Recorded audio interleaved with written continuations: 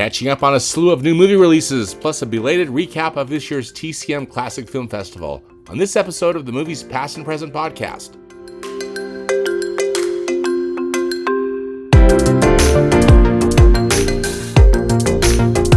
Hello and welcome to the Movies Past and Present podcast.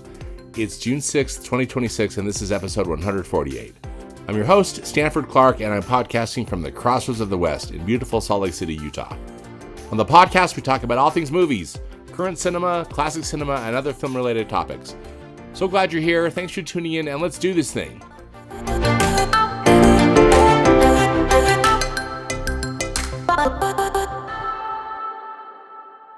I'm catching up on a bunch of movies that have opened in the last couple of months. So first up, we're going to start with the Super Mario Galaxy movie, which opened up on April 1st in theaters. This, of course, is a animation fantasy film that put together by Illumination Studios, along with Universal Pictures and Nintendo, who's, of course, the video game manufacturer and the creators of Mario Brothers and Donkey Kong and all of those characters. This film was written by Matthew Fogel and directed by Aaron Hovarth, Michael Jelinek, and Pierre Leduc. I am not the target audience for this movie. I saw this movie with my nephews who were totally into it. And so that was really fun to see them enjoy it. The visuals are kind of fun. I mean, I have nothing to relate it to in that I've played Mario, or I guess Donkey Kong, back in the day, back when console arcade games, were the thing. We'd literally we'd go to the arcade, and also, family members have had Nintendo game systems, and so anyway, so somewhat at least familiar with it, and probably the last Mario game I played was Mario Kart on the Wii. So, or maybe it was on the Switch, but anyway, a Nintendo console. So, all I can say is the movie is very colorful. Has all these characters and I guess all these settings and things that are in some of these in this wide variety of Mario games. They brought in, again, some talented vocal cast again for this film, because there's been another one of these that Illumination, Studios and Universal made an animated film. But Chris Pratt is back as the voice of Mario. Charlie Day is the voice of Luigi, of course, the famous Mario Brothers. Donald Glover voices Yoshi, and I guess he provided his voice, but they enhanced it so much to give it this Yoshi sound, and Yoshi really doesn't say a lot of words. But anyway, Donald Glover got a credit, so good for him. But Keegan Michael Key is a voice. Anya Taylor-Joy, Brie Larson, Jack Black is back as the voice of Bowser, the bad guy. Anyway, but Issa Rae shows up, Glenn Powell. So a lot of different voices. I thought it's colorful, and again set in this video world, and with Nintendo being really basically a co-producer of it, hopefully I think somewhat true to these games. Again, I never really got into it as far as this, as far as the film goes. It is really colorful, and again, I think that's one of the reasons why my nephews were into it too. It's fun, I think, for kids to look at. A lot of it, frankly, to me, almost looked like it was generated by AI, just kind of given the way that. But then also, I know it's this video game world, and it's this whole different set of, color palette and designs and things. And the Mario stuff is fun and clever, but just kind of out there as well, right? This one, they're in outer space a lot, hence the name, the Super Mario Galaxy movie. Anyway, it's not for me. I mean, in fact, I can't even. I feel it, even weird, even attempting to review it because all I can say is that my nephews loved it and had a lot of fun, and I think they're the they're young, and I think they're the target audience. So I guess it just makes me appreciate too when film studios, for example, Walt Disney Animation Studios, Pixar Animation Studios, I think are two of the best of this, that they can make a film that really appeals to everybody in the family. The parents can enjoy it, the kids can enjoy it, even the teenagers can enjoy it too. So I think that's hard. That's hard to do. But anyway, I think it clearly the movie, I believe, was a hit, and hopefully kids everywhere had fun with it. I had fun being with my family, but I can't say I enjoyed the movie. Next up is The Devil Wears Prada 2, which opened up on May 1st, just a few weeks ago. This movie is, of course, a sequel to The Devil Wears Prada, which came out 20 years ago. You can believe it, 2006. So we've got 20 years, and we got a sequel to this film. One of the things I think is very interesting about this sequel is that the creative team is back as well as the stars. So the film was written by Aline Brosh McKenna and Lauren Weisberger, who are also the two writers of the original Devil Wears Prada, again from 2006. And also both films were directed by David Frankel. And of course, the fantastic cast returns. Meryl Streep is back as, the world's most evil boss, Miranda playing Miranda Priestley. That, of course, the fictional character, I think, is loosely based on Anna Wintour, right, from Vogue magazine fame. And Hathaway's back, Emily Blunt, and, of course, the great Stanley Tucci.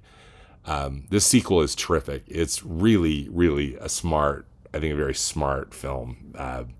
Really well done.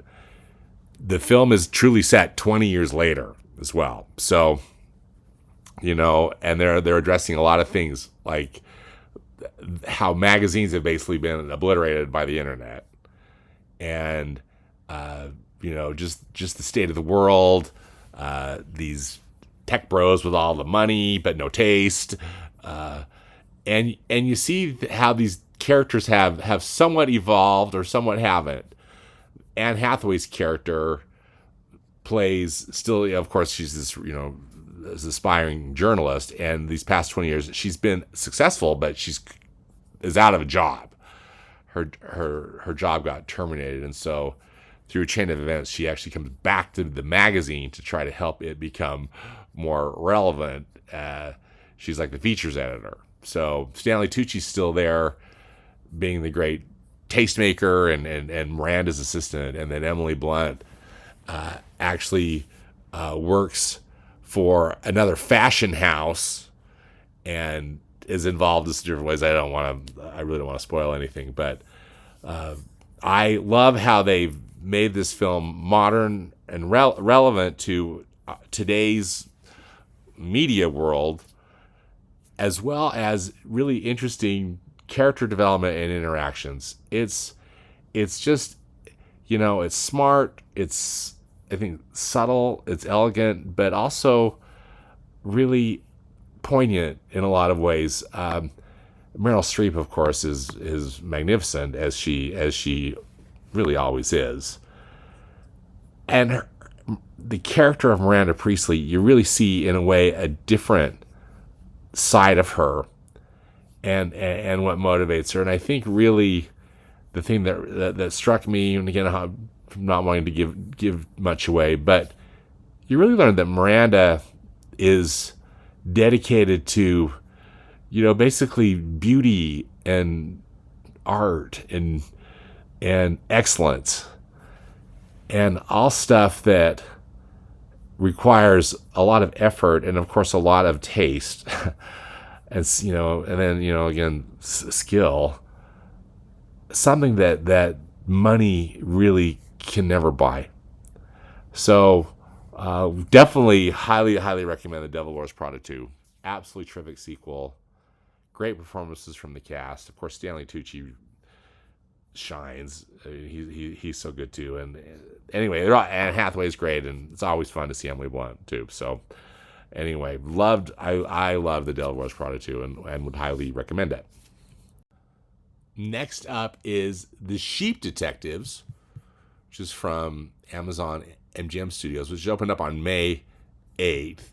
This is a comedy mystery and combination of live action and then a lot of CGI going on. But it is a story. If you haven't seen the trailers for this, Hugh Jackman stars in it. Hugh Jackman has he's a shepherd. I mean, he's got a bunch of sheep, and he treats these sheep like almost like people, and he reads them stories every night.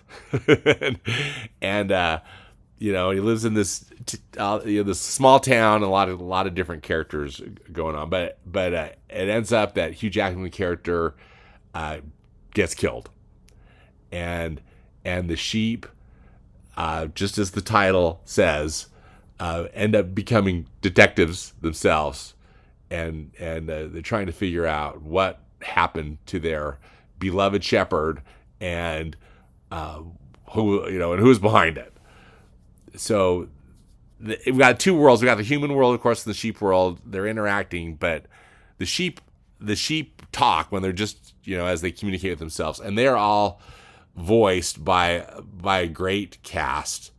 There's Brett Goldstein, there's Julia Louis-Dreyfus, Patrick Stewart has voices one of the sheep, Chris O'Dowd, Bryan Cranston, etc. And then we've got the real world cast going on too. So people that are, the people that are really, you're just trying to figure out who done it, right? Who is the person who knocked off Hugh Jackman and why? It is such a cute film. It's just like this great British.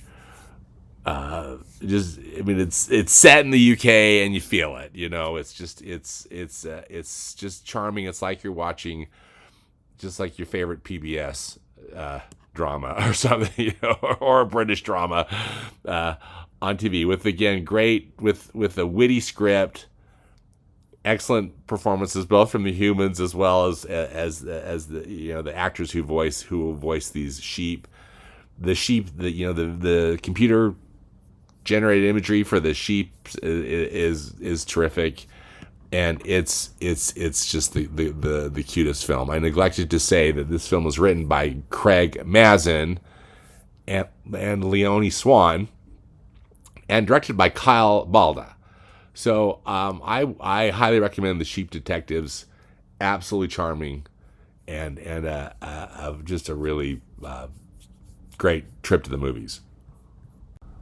For our next film, we have The Mandalorian and Grogu, which is a big screen adventure based on the hit TV series The Mandalorian, which of course is produced by Lucasfilm, and it's a Star Wars, it's in the Star Wars family of characters and of entertainment.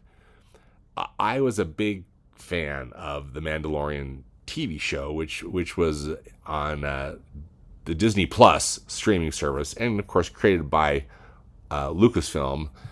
And the film is also just made by the same creative team that did the TV show. So the writers are Jon Favreau, Dave Filoni, who is also now the chief creative officer at Lucasfilm, and Noah Clore, and it's directed by Jon Favreau. So these guys were all involved in the creation of the Mandalorian TV show, and this really is basically like kind of 2 or 3 episodes of the TV show put on the big screen. At least that's how I felt, and maybe that wasn't necessarily the intention. But for me, it was an absolute blast. Because again, I loved the TV show. Not every episode was perfect, but overall, it was a blast. And the TV show, this movie edition or version of it, or whatever you want to call it, just the continuing story of it, is just more of what made the TV show so enjoyable. This film includes, of course, Pedro Pascal, who plays the Mandalorian, And he's the voice, because the Mandalorian really, for the most part, and it's just how the story goes if you're not necessarily familiar with the lore, but the Mandalorian wears the mask, and but it was what I thought was cool about this is that two of both his suit performer and his stunt performer. So Brendan Wayne, who actually is the grandson of John Wayne, the great Western actor, he's quote unquote a Mandalorian suit performer, and then Lateef Crowder is a stunt performer, and I just love that they get credit because Pedro Pascal isn't necessarily doing all the stunts in the suit, but his voice is present, and you see some stuff, that he does when at one point his mask gets taken off. Spoiler alert.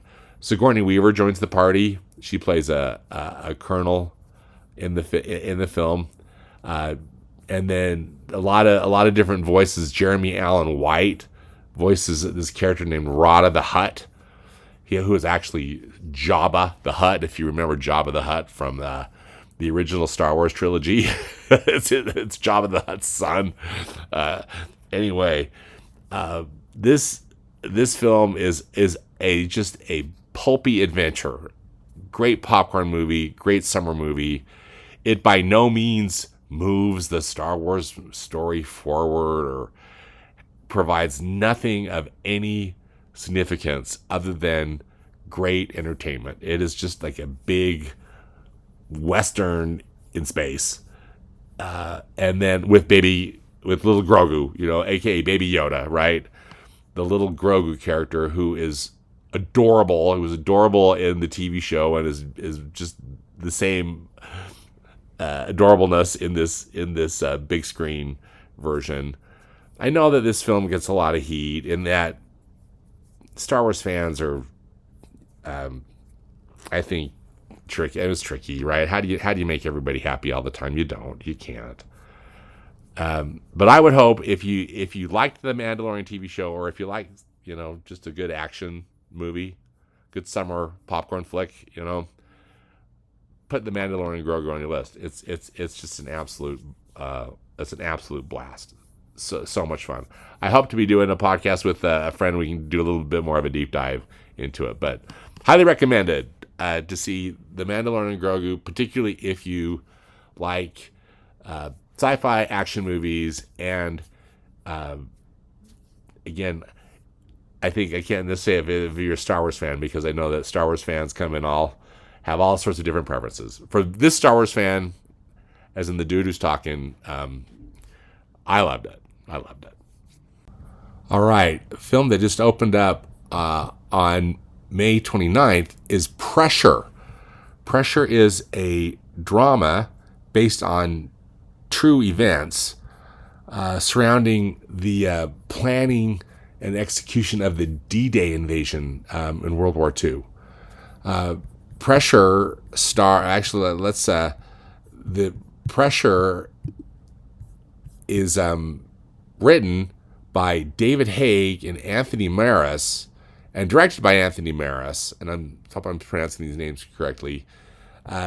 David Haig is a British playwright, and he actually wrote a stage version of this play, which came out in 2014.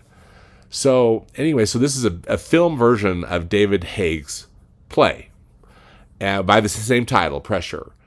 And it centers on the true story of Group Captain James Stagg, who is also a Brit, who was assigned to be the chief meteorologist for the team of Allied forces that was planning the D-Day attack. And so Dwight Eisenhower, of course, is leading the Allied forces, and you'd think that anyway, the premise is interesting in that it's all about the 72. It's basically just takes place over a 72-hour period, and it's the period leading up to the D-Day attack, because they are trying to figure out, given the notoriously dangerous conditions of the English Channel, General Eisenhower is just trying to decide what day to do the invasion. There was a practice run that was a disaster, and people lost their lives. And General Eisenhower was particularly stressed about this, and so he leaned on meteorologists to try to figure out the day. So the original day of the D-Day attack was June 5th, and again, not wanting necessarily to spoil this, but James Stagg, the British meteorologist, was convinced that the weather on June 5th was not going to be, it was going to be disastrous. But again, they're trying to predict the weather, which, you can't necessarily do. And meanwhile, there was, Stagg had an American counterpart who, and also a meteorologist, who was convinced that the weather on June 5th was going to be fine. So anyway, that's kind of the setup for this drama. And you might think, what a bore, but it is such a fascinating film, and really an excellent film in all regards. It stars, if you can believe it or not, Brendan Fraser playing Dwight Eisenhower, and then Andrew Scott plays James Stagg, this chief meteorologist. Chris Messina plays the other American meteorologist, where there's, causing the conflict. Carrie Condon is in it, and she's so good. She plays a character who's like Dwight Eisenhower's administrative assistant kind of thing, or just, there to help out. And she's kind of the glue, really, that keeps the thing together. But this is a absolutely terrific film. Highly recommended in that, you get to understand a little bit more the significance of D-Day, the pressure, just the stress of wanting this, needing this to happen. And I think we all know the outcome of it. But it's a marvelous film. Fantastic performances, and wonderfully filmed. Just a really an excellent historical drama. Highly recommended. All right, finally in our new film recap is Masters of the Universe. And I'm hoping to do another podcast with a friend to do a bit more of a deep dive in this. This film has got an interesting, I guess, kind of background and pedigree. So this film was directed by Travis Knight, and Travis, he's an American filmmaker. He actually is the son of Phil Knight, who was the co-founder and former CEO of Nike, as in the sports brand.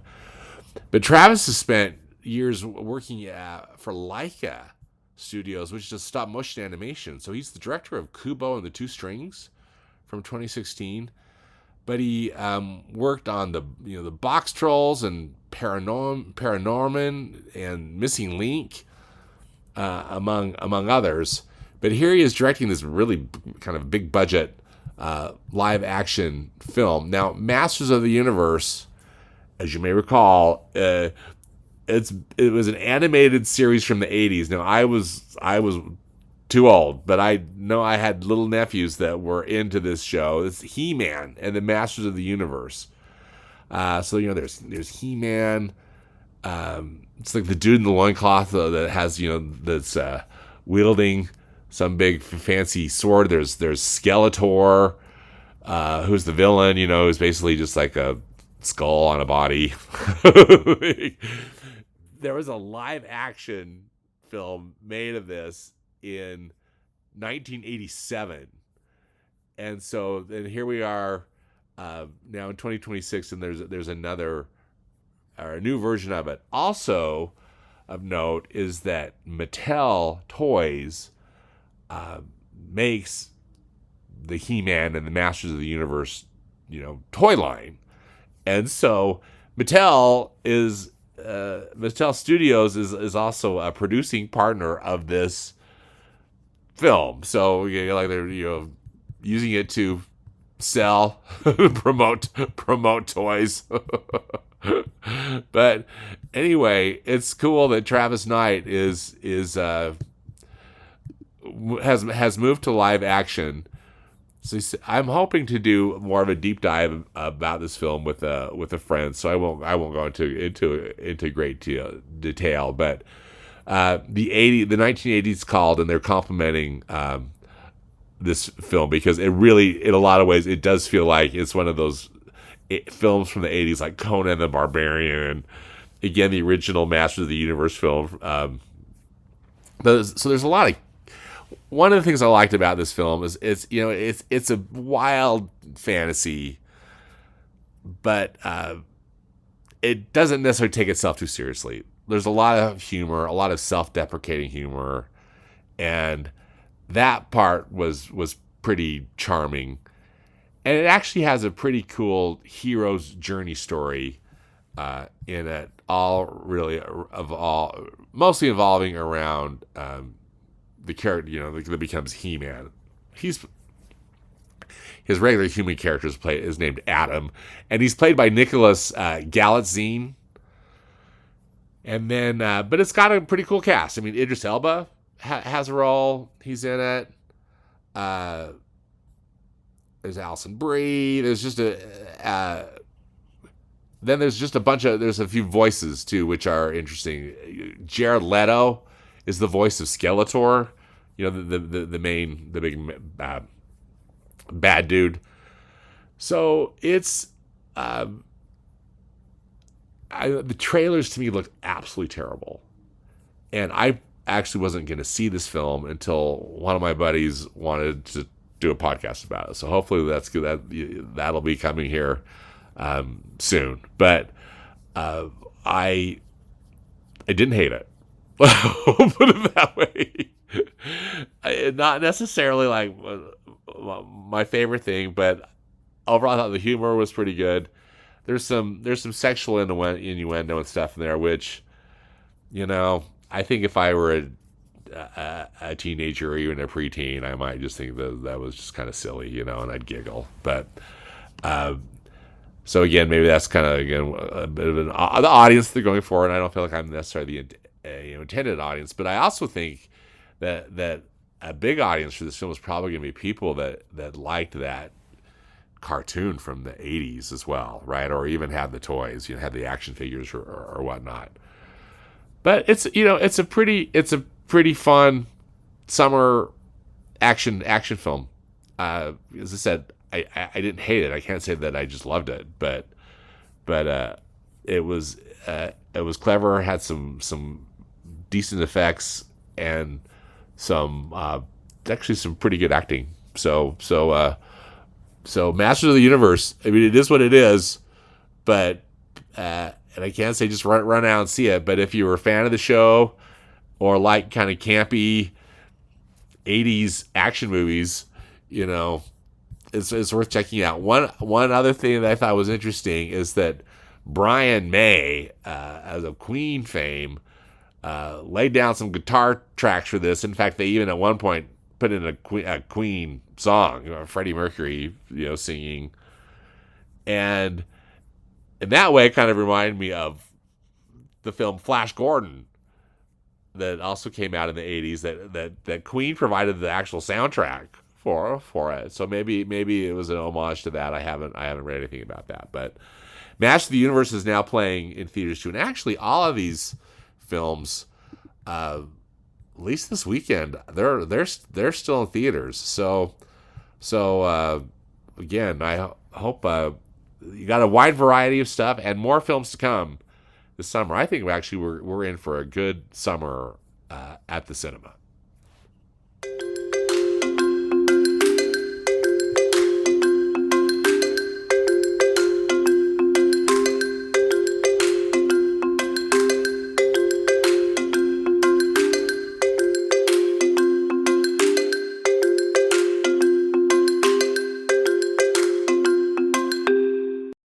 right, in Classic Cinema Corner this episode, I just want to give a shout out to the folks at Turner Classic Movies, or at TCM.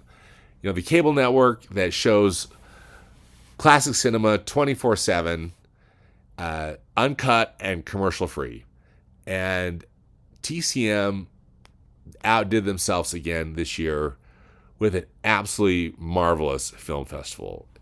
Every spring in Los Angeles, they have what they call the TCM Classic Film Festival, and they show classic movies for 4 days on big screens. This year, and I think it was the same as last year, the main screens that they have, they're all just adjacent. They're within a couple of blocks of each other in Hollywood. They're in Los Angeles, California. But the primary theater is the TCL Chinese Theater, of course, famously known as Grauman's Chinese Theater, for many years known as Mann's Chinese Theater, when the Mann Theater company ran it. But right now it's TCL. TCL is a Chinese television manufacturer, among other things. I guess it's kind of ironic, but the Chinese theater is really, I think it's my favorite movie theater ever.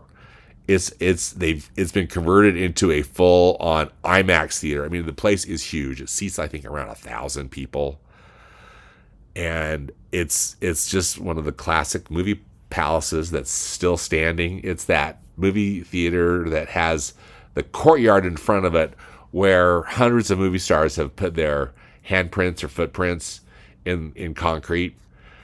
And so it's just a joy to be there in that space. Hollywood Boulevard is an absolute dump. It's horrible, and just full of icky stuff. But wow, once you get into the courtyard, kind of into the TCM Classic Film Festival bubble, it's just pure delight.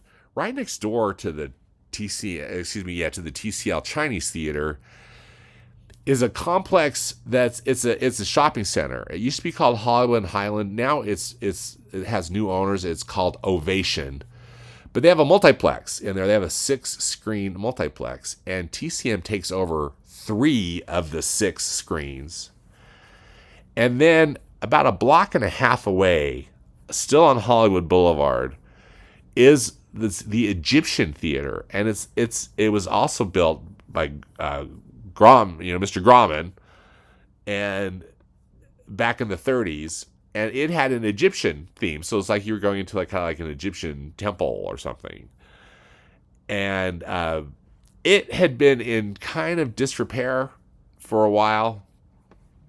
TCM's been using this theater, but Netflix bought it a few years ago and restored it, and it's really fancy and beautiful. It's a wonderful place to see movies. So basically, what happens is that, and then also TCM has set up their headquarters at the Hollywood Roosevelt Hotel, which again is just kitty corner across Hollywood Boulevard from the Chinese Theater. And it's just a great old hotel. The original Academy Awards were presented there, in the whatever that first year was, in one of the ballrooms at the Hollywood Roosevelt. And anyway, it's just so it's a place just full of history and charm, and that really becomes like festival headquarters. TCM does presentations there, and that's where you pick up your badges. And anyway, that's cool to go into that space too. And people stay, you still stay there. It's a fully functioning hotel. It's a spendy one. I never stay there, but it's cool that they use it. So anyway, basically, then as I say, there are 5 films that run concurrently. At each of the 5 venues, at the Chinese Theater, the Egyptian Theater, then the 3 theaters in the multiplex. But then they also do some poolside screenings. They, being TCM, do some poolside screenings at the in the pool area at the Hollywood Roosevelt Hotel.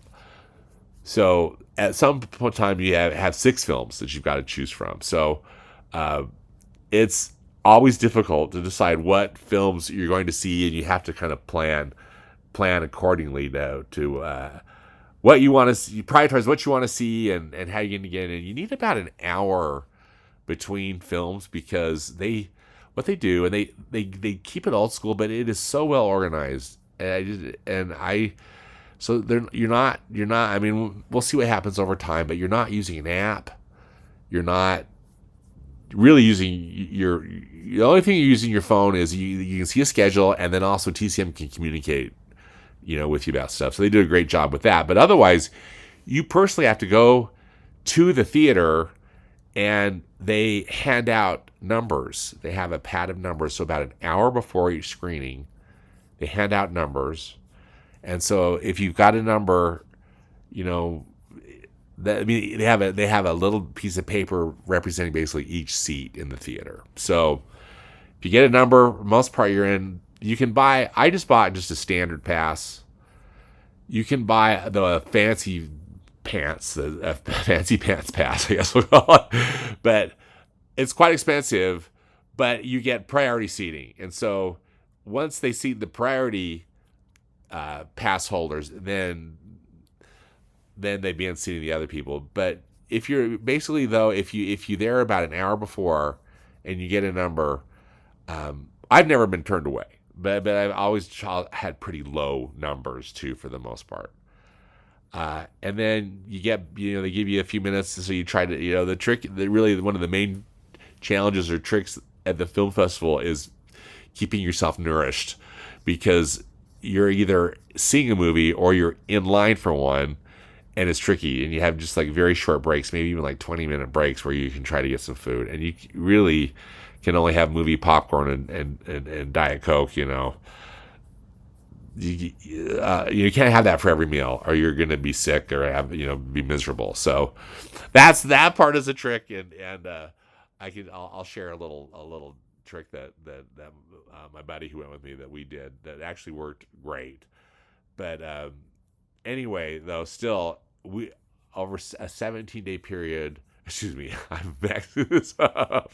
Over a 4-day period, yeah. I wish the film festival were 17 days. Over a 4-day period, technically 3.5 days, we saw 17 movies. So it was basically 5 movies a day on Friday, Saturday, and Sunday, and then 2 movies on Thursday, because they don't really start the festivities until kind of later Thursday afternoon. Also, though, we could have seen probably a couple more because they show some midnight movies, but then you're just not getting enough sleep either. So, you gotta pace yourself and make choices. And it's hard because, again, I want to see everything, right? That's always one of one of the things that make me sad. But then also, thankfully, TCM will show a lot of the shows, a lot of these movies, on their channel, right, on the TCM cable channel. Also, Fandango at Home, the Fandango at Home service is a big sponsor, and I think that there are a lot of the films that they showed at the festival available on the Fandango at Home service, and which you can pay basically to rent, or to stream, and that's great too. A couple of highlights from the festival, because all the films I saw were excellent, and I'll probably put a list of the films that I saw on the podcast notes on my website for today's for this episode. If you're bored, or I might just I document it all in Letterboxd. That's probably what I'll do, is I'll put a link to my Letterboxd list that you can check out if you're bored.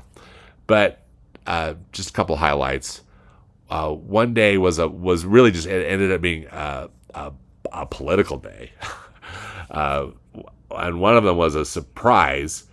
But saw The Farmer's Daughter, which I had never seen before. It's a comedy, a romantic comedy from 1947, and it stars Loretta Young, and it's she plays truly a farmer's, the daughter of a farmer. She's a very bright, very principled country girl who wants to go study nursing in the city, but she finds herself on this like unexpected path that leads her into to local politics. It is the most charming film. Loretta Young is great in it, as is Joseph Cotton, who plays the romantic interest. And Joseph Cotton, I'm trying to remember. I'm sure if I've seen him in a lot of comedies, but he was great. He was so great in this, and great as the leading man. And then Ethel Barrymore is in it, and she's fantastic. Great supporting cast. The Farmer's Daughter was absolutely delightful. If you can find that somewhere, I'd highly recommend it. But then we ended up seeing also All the President's Men from 1976, again directed by Alan J. Pakula, starring Robert Redford and Dustin Hoffman as the two, playing Bob Woodward and Carl Bernstein, the reporters from the Washington Post who uncovered the Watergate scandal. That is such a fine film, and still so relevant today. And it was just a thrill to see it on the big screen. And honestly, that's probably the thing that I love the most about the TCM Film Festival. I guess they program it so well, but just to be able to see these films that I've only seen on the small screen, on TV, on a TV, to see it on a big screen with an appreciative audience is a thrill. So then, to wrap up our political day, was the wonderful Frank Capra film Mr. Smith Goes to Washington from 1939, of course, starring Jimmy Stewart and Jean Arthur, and Claude Rains. That is such a great film, and a hopeful film that you just think that there could be some good people that are still in government, still in our government, and that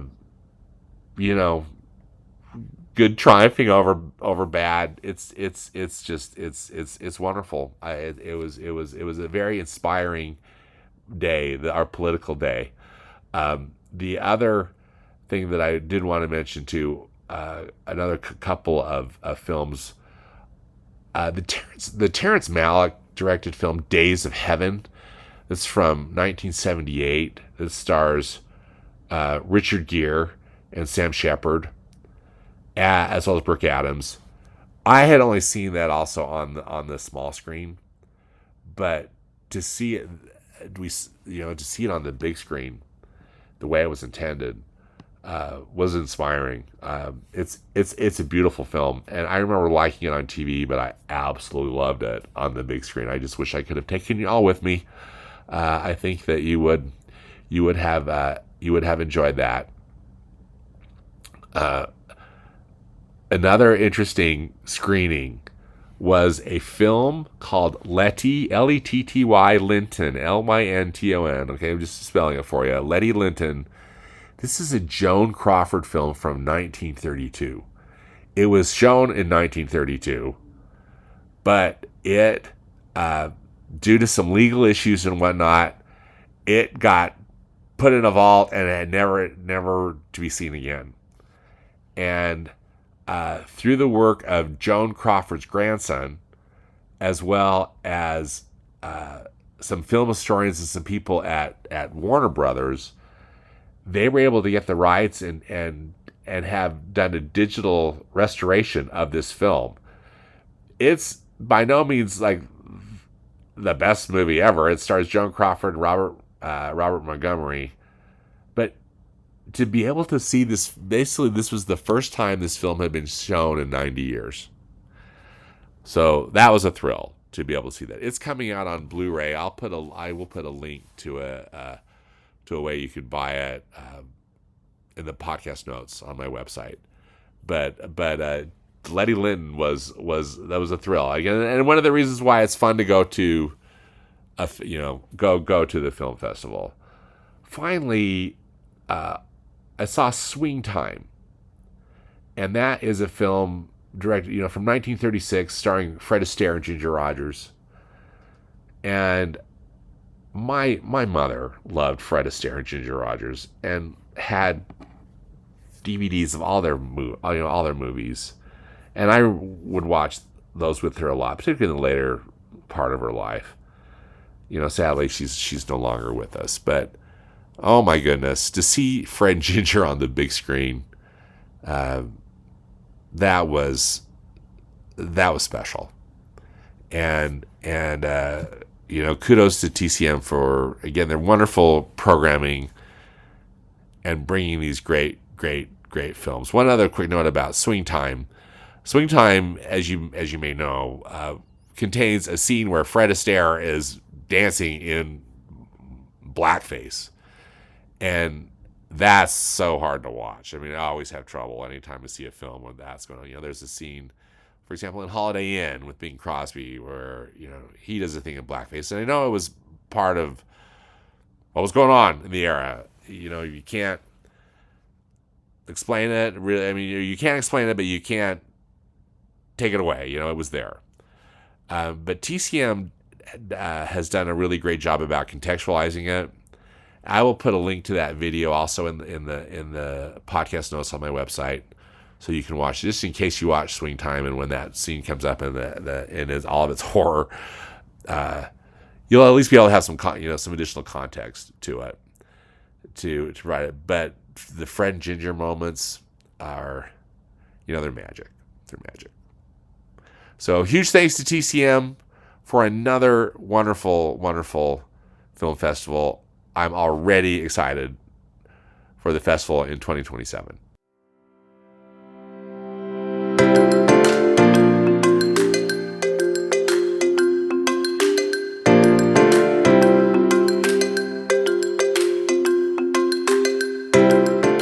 Well, that does it for this episode of the Movies Past and Present podcast. Podcast notes are on my website at moviespastandpresent.com. Subscribe to the podcast where you listen to your podcasts. Links are also on the website. And follow me or send me feedback on Instagram. My handle is @StanfordClark. As always, I hope you will enjoy some good movies this week, whether they be from the past or the present. Thanks again for listening, and see you at the theater.